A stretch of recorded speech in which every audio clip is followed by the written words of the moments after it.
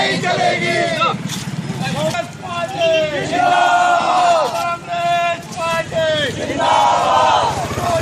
नहीं चलेगी, नहीं चलेगी। मोदी तेरी तानाशाही नहीं चलेगी, नहीं चलेगी। नोटबंदी, नोटबंदी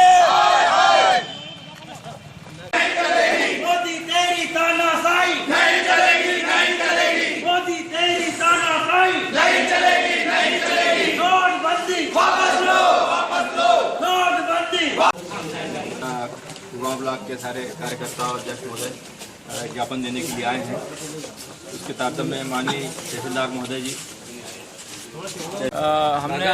हम जो है माननीय नरेंद्र मोदी जी प्रधानमंत्री जी हैं, उनकी एक मंशा थी कि देश में काला धन बहुत इकट्ठा हो चुका है और इससे आतंकवाद को बढ़ावा मिल रहा है। लेकिन ऐसी कोई स्थिति नहीं है, न ही देश में कोई ऐसा आतंकवाद भयावह स्थिति में है और न ही मतलब कि काला धन देश में आज 28 दिन होने के बाद में भी न ही ऐसे कोई काला धन बाहर आया है जिससे कि ऐसा लोगों को पता चले या बैंकों में कोई काला धन आया है कि बहुत अथाह स्थिति में लोगों से काला धन बाहर आ रहा है। एक सामान्य वर्ग परेशान है, किसान वर्ग परेशान है, मजदूर वर्ग परेशान है, बड़े बड़े उद्योग बंद होने की स्थिति कागार पर है और जहां तक देखा जाए ट्रांसपोर्टेशन पूरा बंद है, माल की आवाजाही बंद है। डीजल पंपों पर जो छूट दी गई थी 500 और 1000 के नोट की, वो भी वापस ले ली गई है।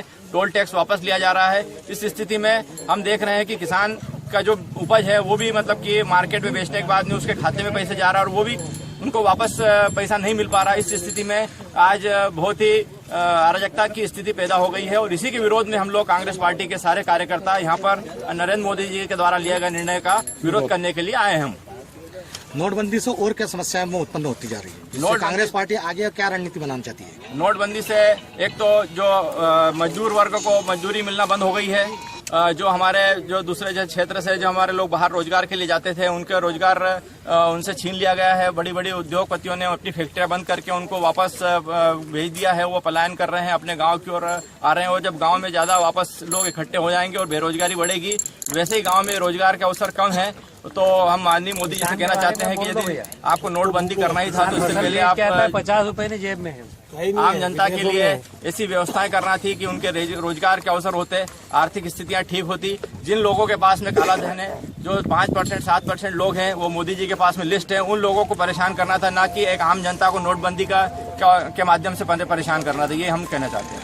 नहीं, कांग्रेस पार्टी अगर अप्रोच रैली निकाल के ज्ञापन देती है, इसके अलावा अगर इस मानने पे भी मोदी जी नहीं मानते तो आगामी रणनीति क्या रहेगी कांग्रेस पार्टी? इस माध्यम से हमारा गांव-गांव जाएंगे, हम लोग लोगों को बताएंगे कि आप लोग कितने परेशान हैं और लोग हमारे साथ में, जनता हमारे साथ में है। उनका भी निर्णय हमारे साथ में, मतलब हमारे जो आक्रोश रैली वो हमारा साथ दे रहे हैं। लोग, किसान लोग, गरीब लोग, मजदूर लोग, और उनको जो बेरोजगारी हुई है और उनको परेशानी हो रही है, आर्थिक परेशानी हो रही है। आज किसान मोहताज है, उसके पास में पैसे नहीं है, घर में राशन लाने के लिए पैसे नहीं, मजदूर के पास में राशन लाने के लिए पैसे नहीं है। उस स्थिति में हम लोग यदि ऐसी स्थितियां और बनी रहेगी तो हम लोग धरने पे बैठेंगे, आंदोलन करेंगे, भूख हड़ताल करेंगे, गरीबों की लड़ाई लड़ेंगे, किसानों की लड़ाई लड़ेंगे हम लोग। क्या नाम लिखते हैं? भूपेंद्र यादव, मार्केटिंग अध्यक्ष गोगामा।